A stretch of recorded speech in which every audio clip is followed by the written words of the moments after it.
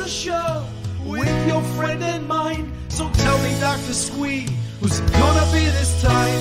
We like to hear you talk, and we love to hear you listen. And if you are not subscribed, you won't know what you're missing. So welcome to the Dr. Squee Show. Welcome to the Dr. Squee Show. Welcome to the Dr. Squee Show. Headphones up. Here we go.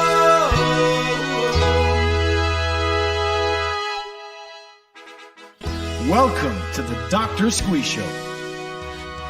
Tonight, Squee welcomes Lili Matta. And now here's the man himself, Dr. Squee.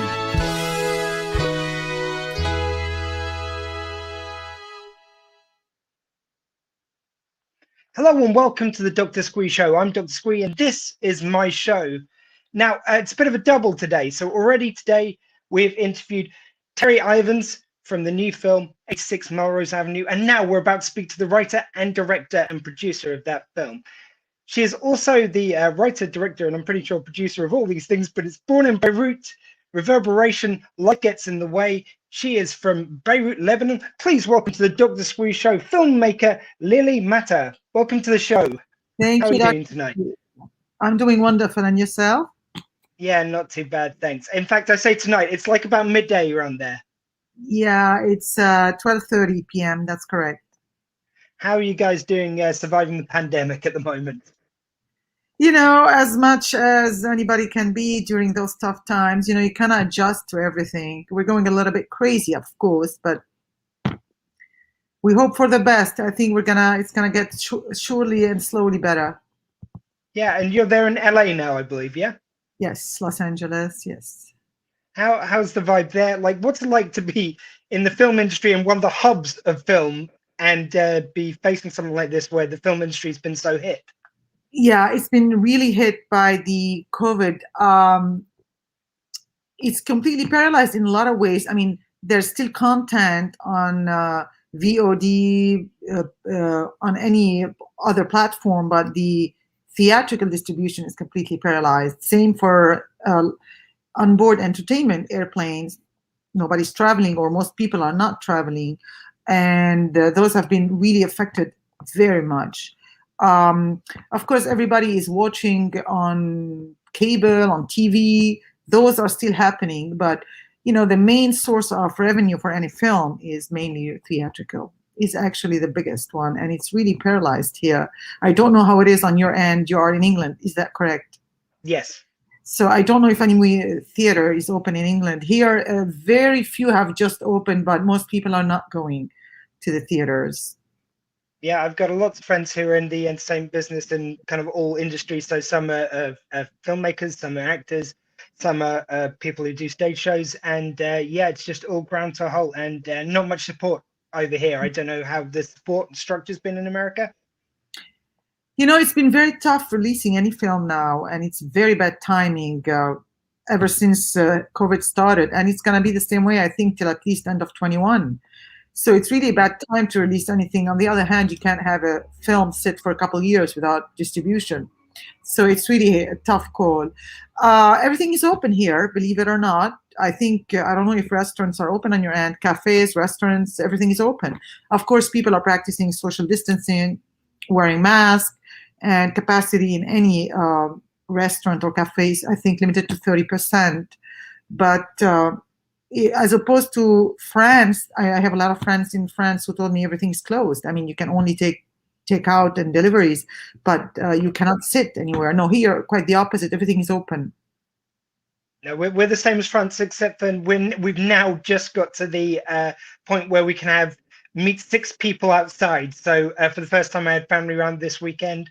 It's just a really weird time. But yeah, we're kind of quite on the strict end of it. I'm just hoping that's going to pay off as we start to get vaccines out, that when we do start to lax things up, that at least it'll be safe to do so. Right, absolutely. We're all hoping for that. We're going crazy staying with ourselves. Yeah, I mean, at the risk of getting political, it sounds like at least there is a plan in America now. Yeah, I mean, it's really tough, and I think it's very easy to point the finger. You didn't do a good job, or the other one did a better job. I think I don't want to get into politics either, but I think we're on the right path right now, and hopefully most Americans will be vaccinated by I think June. I hope so. Yeah. Well, of course, we're here to talk about yourself, though, and this new movie. Let's talk a bit about your previous work, though, because Born in Beirut, which was a documentary short. Tell us a bit about that to begin with. It was a personal, it was a personal documentary about my experience growing up during the war in Lebanon. I was born during the war, which lasted about 17 years. People call it a civil war. It was actually a war of the others on our land with a lot of factions, a lot of countries involved, a lot of mercenaries involved. And it was a very tough experience growing up during the war. And I just wanted to I wanted it to be an ode to Beirut, to a city that always survives and resurrects from the ashes. It's like a phoenix that never dies, it stands up again. And it's resiliency, it's a country that never dies, really. After everything we've been through, we rebuild, we get up, we walk again. Look at the example of what happened on August 4th, the third biggest nuclear explosion in the world that destroyed half the city. And, the Lebanese are very resilient, and doesn't mean that they were not deeply affected. It was horrible what has happened. But again, it's about, keep moving, get up, walk again. It's not easy. Pick up the pieces, get up, walk again.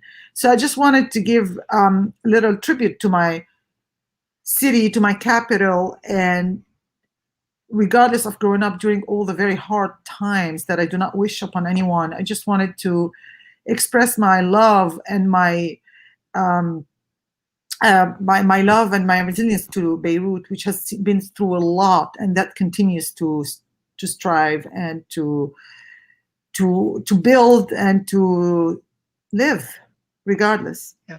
And I think it's very hard for anyone who's kind of making their first movie to convince those around them that it's something that, no, this is a real thing, this is a thing that's worth doing. If you're in the middle of a war, how do you convince people, no, this is really important to do? I can see the importance, but was it greeted with kind of that there was a good idea to do this? Well, it was part of my MFA at Loyola Marymount University, so I had to create a short film. I created an interpersonal documentary which was 15 minutes long, about my experience. Most people, it's sad to say, when I first came, now I'm doing my MFA, so you would expect that most students were at least, a little bit well-versed in geography or you'd be surprised. So most people did not know not only where Lebanon was, did not know that we had a war. So it was a little bit trying to, again, place Lebanon on the map to a lot of people who had no clue what it was, where it was, and what had happened to this country that is very small and yet bigger than life. So, and I also wanted, once you get out of Lebanon and you look at it from a different angle, there's a little bit more of introspection and you look at it from a different perspective. So I just wanted the adult Lili today to create this documentary and in some ways talk back to the little Lili, to the little child that was born during the war, and help her, I wouldn't say get over it, but help her, pick up the pieces and say, it's okay, we go on. We have to go on. This is how it is. Life goes on. And also, in a lot of ways, it was a tribute to my country, to my city, to my family. We've been through a lot, and to my Lebanese citizens who have been through a lot. So in some ways, it was an expression of love, a poem to Beirut. Yeah, and it sounds like you grew up with this war just being part of the fabric of your country. What's it like when you get outside of that and you see it from the outside? It was funny, when I first came to Los Angeles, a lot of friends would plan ahead for, like, what are you doing on Christmas or on Easter? And I'm like, it's 4 months down the road. For me, I plan every day, because what if the next day doesn't come? It was kind of weird. And I'm used to surviving, not to living. It's like you have to smell the roses, take your time. Where growing up during the war, there's always the survival mechanism. You keep moving, things are a little, I wouldn't say fast, but the pace is different. The planning is definitely different. You don't know if there will be the next day, let alone the next 6 months. So it was kind of funny to adjust to a very laid back, calm, serene life versus what I had been through, which is very hectic, very chaotic, very unpredictable, and very violent. It sounds like perfect training to be a director. I think everybody has a story. We all have a story, whether we're from Lebanon or the States or Europe or anywhere else. We're all very interesting people with different stories, and it's sharing these stories that connect us together, and I think bring us all together. We all Totally. have something to say. So moving on to your next project, Reverberation. What was the story of that one? Reverberation, it was a story about a poet who is stuck, unable to write, and his muse, who dies in a car accident with him, comes back to haunt him because he blames himself for the accident. And it's about the connection that even if somebody dies, somebody you love dies, that you have to bring them back in some ways so that you can go on, especially when you are a poet, an artistic person. It's about people who connect together for a mutual need for existence. You need to have somebody that helps you in your that not only complement you, but we all need someone. It's a need to exist and to be loved. So it's part of the fabric of life, and it's about him not being able to overcome her death, and therefore he in some way brings her back to life in his mind so he can go on. And a lot of your writing and your production seems very personal. Was there a personal trigger for that story? I think you can see in all my film, death is prevalent. I think the only certainty I grew up to have around me constantly is death. You are always, I'm not going to say haunted by death because it sounds negative or dark, but I think it's the only certainty, as much as life is a certainty. It's like, I always call it like the fraternal twins. They don't look the same. Death and life don't look at all the same, but somewhat they have the same genes. It's the ending and the beginning and the ending. It's like coming full circle. And death is something we have to accept.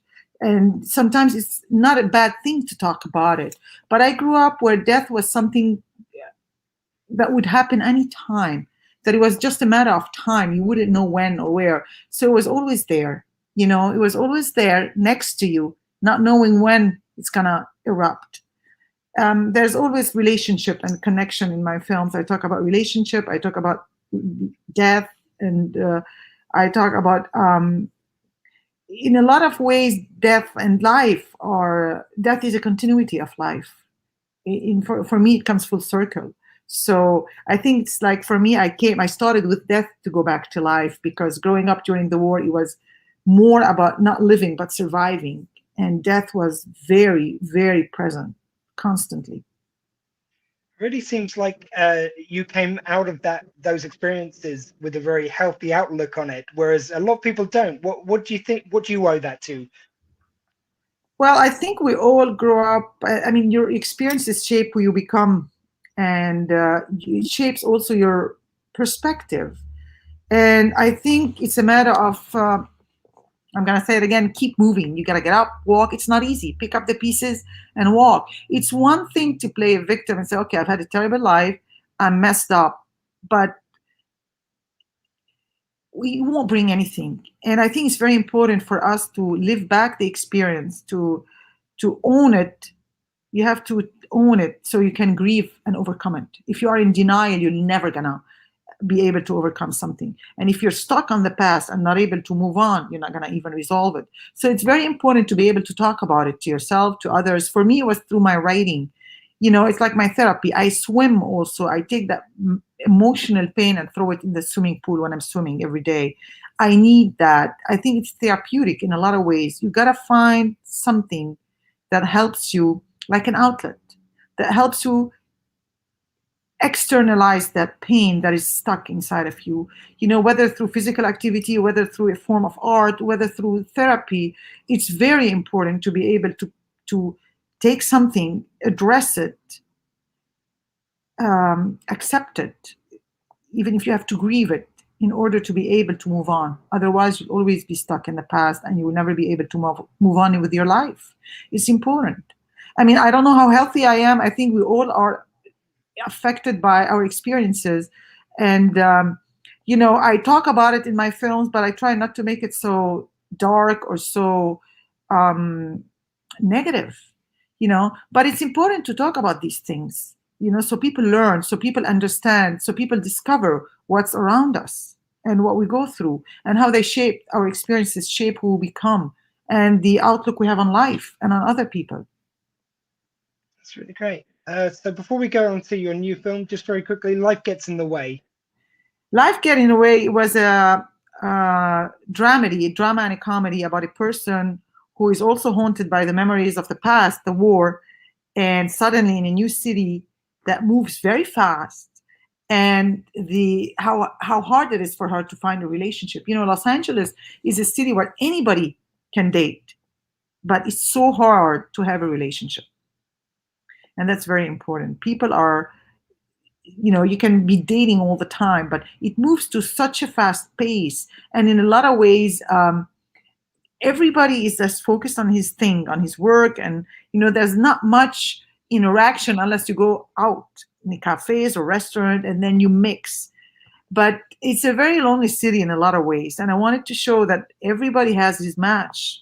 And this person found her match through something funny through her work. So it addresses also the loneliness, not only in Los Angeles, but the loneliness within people.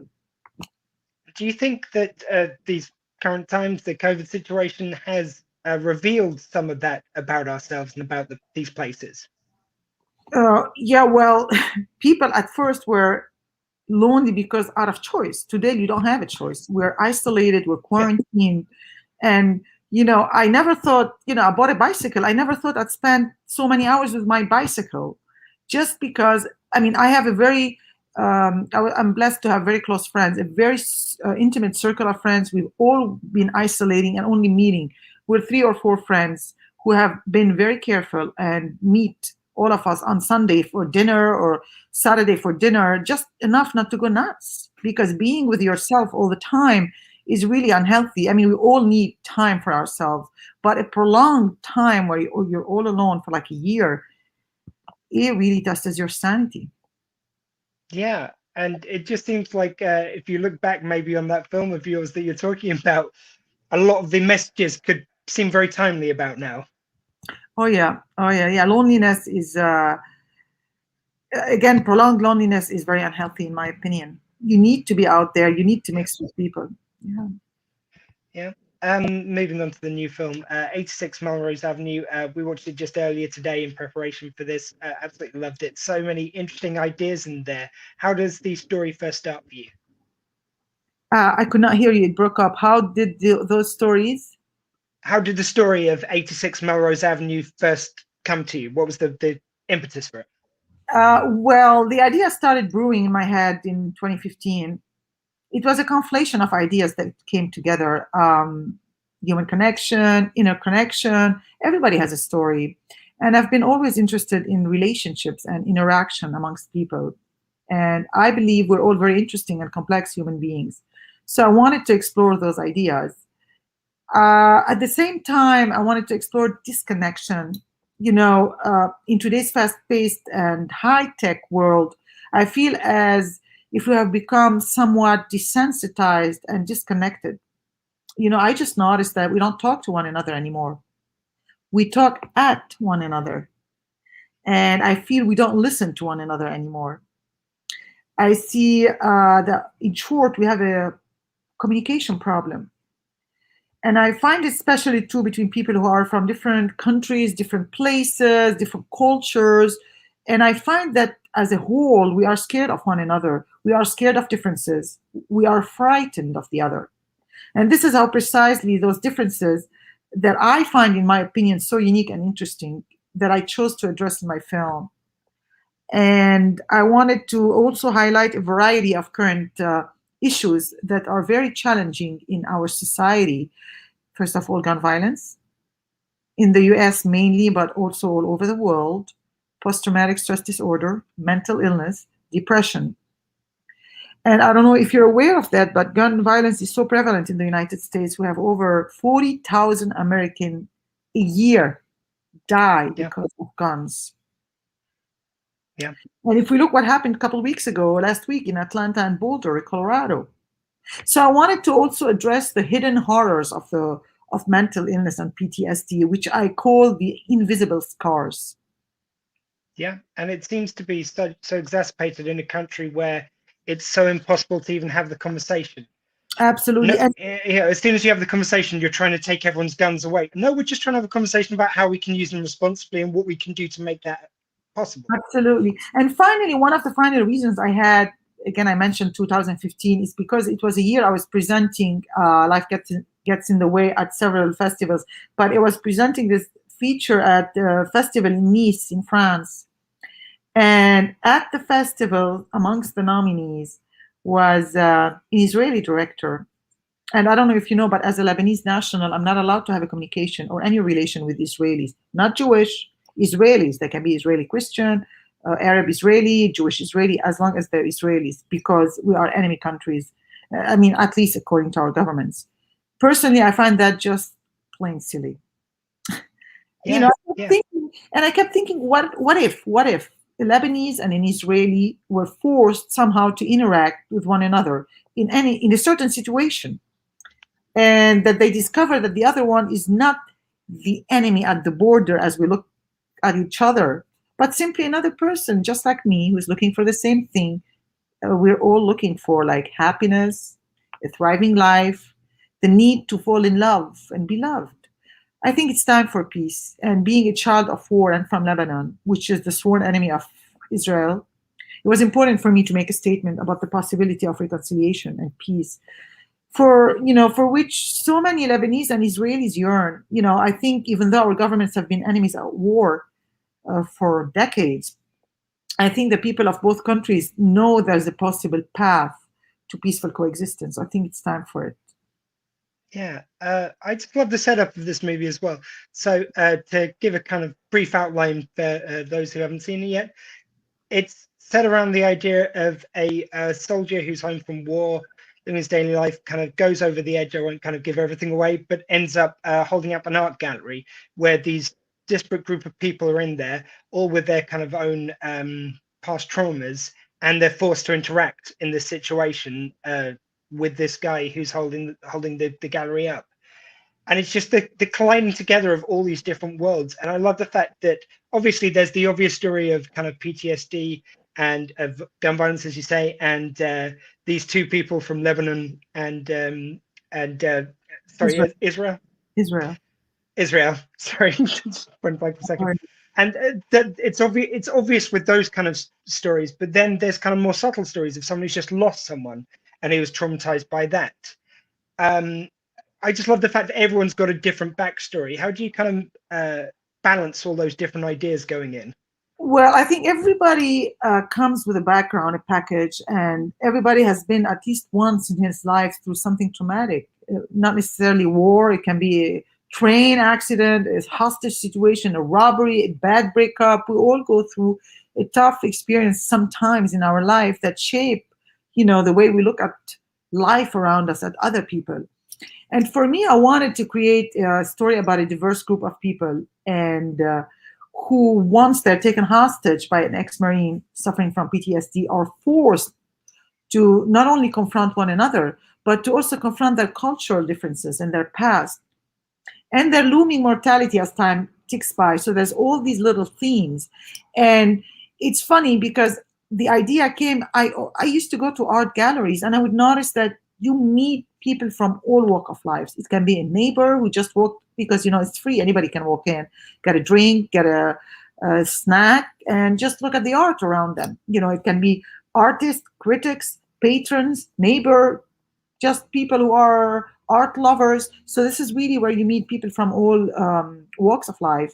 And it was interesting to discover, little things. Like one of them has never, do you know that more than 50% of Americans do not have a passport, meaning they have never been outside the US. So one of my characters worked as a librarian for years between white walls, never got even out of California. So let alone to mix with somebody not only from a different state, but from a different country. So it was people from different backgrounds. Some were critics, some were patrons, some were art collector. One of them was a delivery man at the wrong time, the wrong place, Yeah. And it's funny how to see people interact. And it was very important for me to show the communication between people and how everybody views a situation based on their background, especially towards the end where you also see the detectives trying to piece the puzzle together. So we're all different and everybody has an input and a viewpoint of any given situation based on their upbringing and their past. It really shapes the present and the way we look at the situation. Yeah, when I was talking to Terry earlier, she was saying about how there was a change kind of in her part because originally it was meant to be woven throughout, and then you have more of the detectives coming in at the end. So kind of like it's obviously been a living script as you've been making it. Right. Well, I initially, writing is writing and rewriting. So initially it opens with the police, go back to the gallery, and we end with the police before everybody comes full circle, full arc. While in the editing room, I was working with my editor, and we realized, in every film, especially in the US, the first 10 minutes, either they hook you, either I'm not interested in the movie. For anybody, the first 10 minutes, 15 minutes. If I'm not into it, I'm not into it. And, from a European viewpoint, for me, it was important to play back and forth all the time. But I notice audiences here like to have something at least chronological so I don't lose my audience, especially here in the US. So it would slow down a little bit the action if I was to start with the detective, which was initially in my script. So I decided just to move one part towards the end, and I opened it with the actual action happening in real time before I moved back and forth. And that was a choice that was made in the editing room just because the first 10 minutes, the pace has to be really, really compelling pace and somewhat fast so you don't lose your audience. And that was very important editing choice in terms of the story and the pace that I just start with the actual I'm not going to give up the story, but with the actual action happening rather than start with a detective and then back to the action happening. By the way, just so you don't get the wrong idea, Terry wasn't complaining. She said it was a great choice for the film. Yeah, it was. I think it was better. Of course, no, Terry is wonderful. No, I didn't have this idea at all. But I think it's very important because it helped have a pace that is faster, and it's very important. It's always the opening is always the hook. Either you get your audience to be taken or you lose your audience. And it was important for me to make that choice in the editing room. It's different when you see it on a paper versus seeing it on a big screen while you're in the editing room. And I thought it was actually a really interesting thing in the film, the fact that we've been focusing on these same characters for a long while, and then you get to see them through the eyes of some new characters. Like you get something new partway through the film, which American films usually they kind of set up everything quite early on. So I thought that was really good. Sometimes I call it's spoon feeding. You gotta spoon feed them because they don't like. And my ending, and I will not give it away. I was gonna end it in a way you don't know if she's gonna show up or not. But then I shot it both ways, and I thought in Europe that will work brilliantly. Here, people don't like if you leave an ending without knowing what's gonna happen. They don't like it. Whether it's bad ending or a good ending, they want an ending. And I've noticed that audiences don't respond well to an open ending. Very quickly, I want to speak about some of the cast. So your leading man, Data Elza. Wonderful actor. About working with him. So I met Date 3 years ago. I was invited to the premiere of a dear friend's film whom he produced, and Date had a great role in it. And I really was taken by his acting. And I said to my friend, to Lyle, I want to talk to Date. So after the premiere of the movie, the cast was there. I chit-chatted with him and I said, let's meet for a coffee. I have a script I'm, rewriting. I started writing, but let's meet for a coffee and I want to give you the script. And I know it's going to be probably a year or two till I get the funding, but I'm thinking about you to play the main character. And we met a few months later. I gave him the script. I said, look, I promise you once I get the funding, I want you to play the main character. And We did 3 years later or 2.5 years later. I told him come to the audition, but I knew he was going to be the main lead. Yeah, and very early on in his career, really, to take on such a kind of powerful role and totally pull it off. He's a very talented young actor, and he's wonderful to work with. He has a lot of talent. It's sad today to see the same names all the time in the movies. It's like you need to see fresh talent, new faces. There's a lot of talent out there, and I think Date is somebody who's going to have a brilliant career. He's extremely talented to work with. And I saw him, by the way, in a comedy. He was amazing. So he played a totally opposite role, and so he's very versatile. So when you see a good actor, whether you saw it in him in a comedy, he can play a dark character just because you can see his talent, and it was very obvious in Dates. Yeah. Langstone Fishburne. So, like, obviously, very much his own actor, very much a great actor in his own right. But man, can you see in him that he's his father's son? Yes, he does look a lot like his father. He's wonderful to work with as well. Very calm, very nice, very approachable guy, and he was able to, play the role of Dwayne, which is one of the main ensemble cast, and he's brilliant. He's a great actor to work with, and super fun to be around. Yeah. Gregory Zaran. Gregory Zarian was in my first feature, Life Gets in the Way. He had a role in a big scene, and that's how I met Gregory.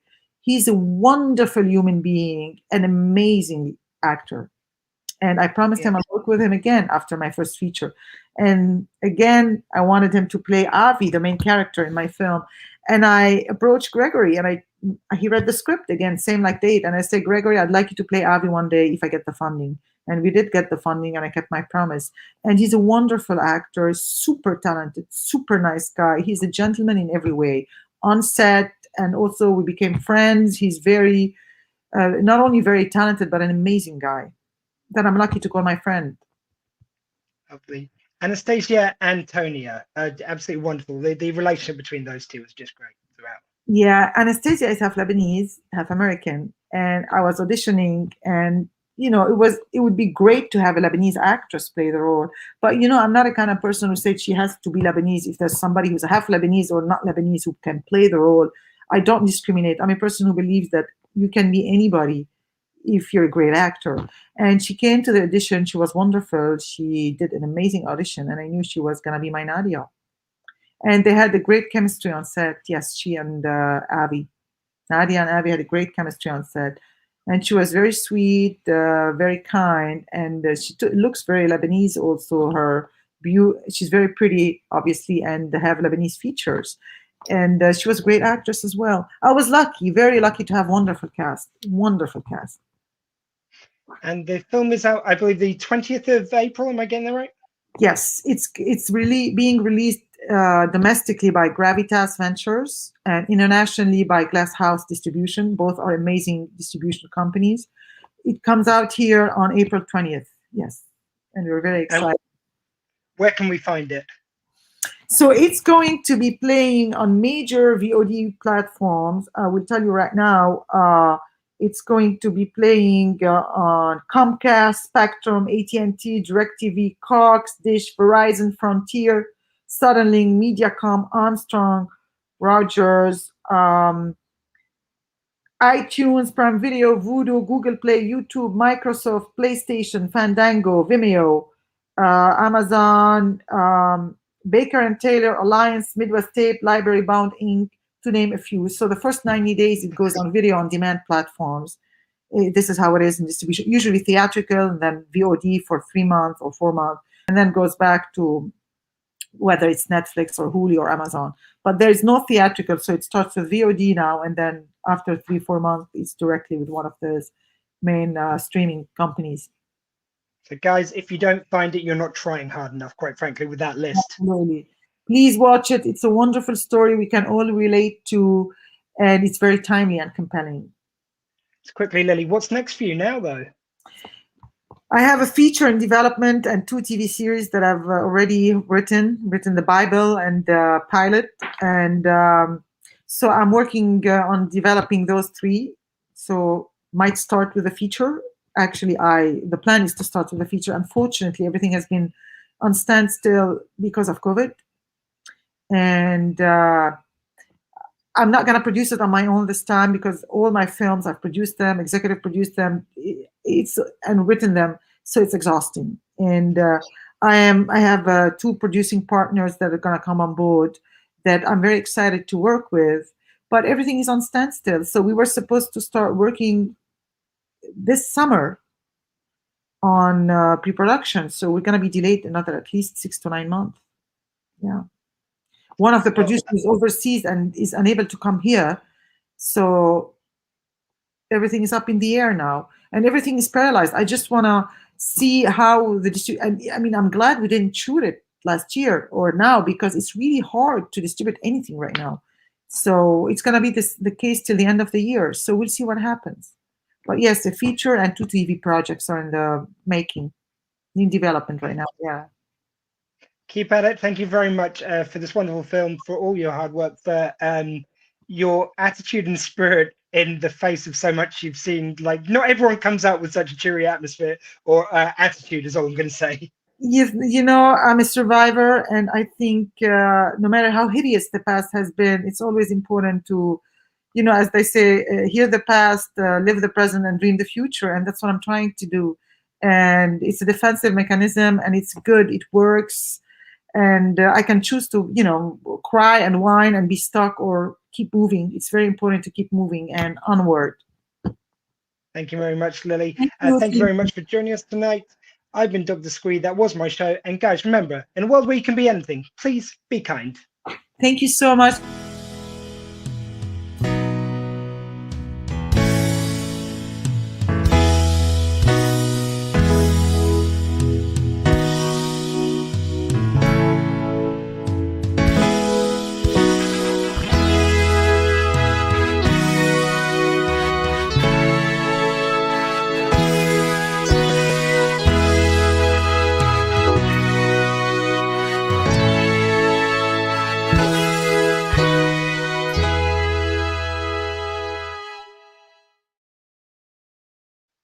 Please, if you're still watching, remember, subscribe to my YouTube page, subscribe to twitch.tv/Dr. Squee, and please join us on Thursday on the Bear.live, which is an internet radio station where they play these interviews along with a bit of music and me talking between. See you later, guys.